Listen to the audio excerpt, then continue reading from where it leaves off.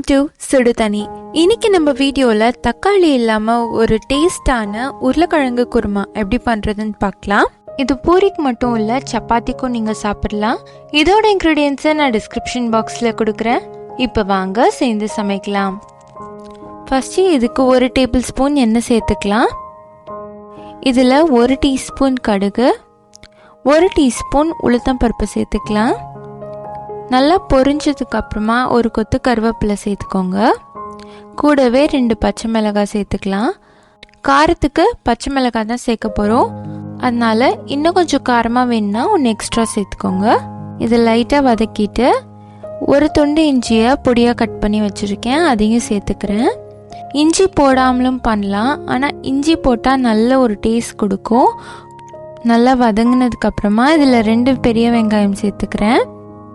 நீளமாக நறுக்கி சேர்த்துக்கோங்க. இதுக்கு தேவையான அளவு உப்பு சேர்த்துக்கலாம். நான் இப்போதைக்கு 1/2 டீஸ்பூன் சேர்க்குறேன், தேவைப்பட்டால் பின்னாடி கொஞ்சம் சேர்த்துக்கலாம். இதோட 1/2 டீஸ்பூன் மஞ்சள் தூள் சேர்த்துக்கோங்க. இது நல்லா வதக்கிடலாம். வெங்காயம் நல்லா சாஃப்டாக வதங்கணும். இது ஒரு 5லேருந்து 10 நிமிஷமாவது நல்லா வதக்கிக்கோங்க. இது ரொம்பவே சிம்பிளாக செய்யக்கூடிய ஒரு ரெசிபி. டக்குன்னு ஒரு வெங்காயத்தை எடுத்து நீங்கள் செஞ்சு முடிச்சிடலாம், அவ்வளோ ஈஸியாக இருக்கும். இப்போ இதில் கொஞ்சமாக தண்ணி சேர்த்துக்கலாம். நல்லா கொதிக்க வச்சுருங்க. இது கொதிச்சிட்ருக்கும் போதே நம்ம வேக வச்ச உருளைக்கிழங்கு இதில் சேர்த்துடலாம். நான் இன்றைக்கி 4 உருளைக்கிழங்கு எடுத்திருக்கேன். அதோட தோல் உரிச்சிட்டு இந்த மாதிரி லைட்டாக மசிச்சு விட்டுருங்க. லைட்டாக இந்த மாதிரி மசிச்சதுக்கப்புறமா இதுக்குள்ளே நம்ம சேர்த்துடலாம்.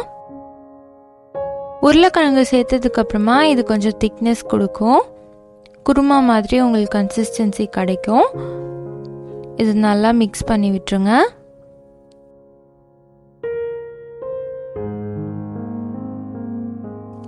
இப்போ பார்த்தீங்கன்னா தண்ணிலாம் நல்லா வற்றி இப்போ இது ரெடியாக இருக்குது. கடைசியாக இதில் கொஞ்சம் கொத்தமல்லி இலை சேர்த்துடலாம். நம்மளோட பூரி மசாலா சூப்பராக ரெடி ஆயிடுச்சு. தக்காளி இல்லாத டைமில் நீங்கள் இந்த மாதிரி ஒரு சூப்பர் டேஸ்டான மசாலா செஞ்சு அசத்தலாம். கண்டிப்பாக உங்கள் வீட்டில் எல்லாருக்குமே பிடிக்கும். நீங்களும் இந்த ரெசிபியை ட்ரை பண்ணி பார்த்துட்டு எப்படி இருந்துச்சுன்னு கமெண்ட் பண்ணுங்கள். இந்த வீடியோ உங்களுக்கு பிடிச்சிருந்தா லைக் பண்ணுங்கள். சுடு தண்ணி சேனலை சப்ஸ்கிரைப் பண்ணுங்கள். தேங்க்யூ.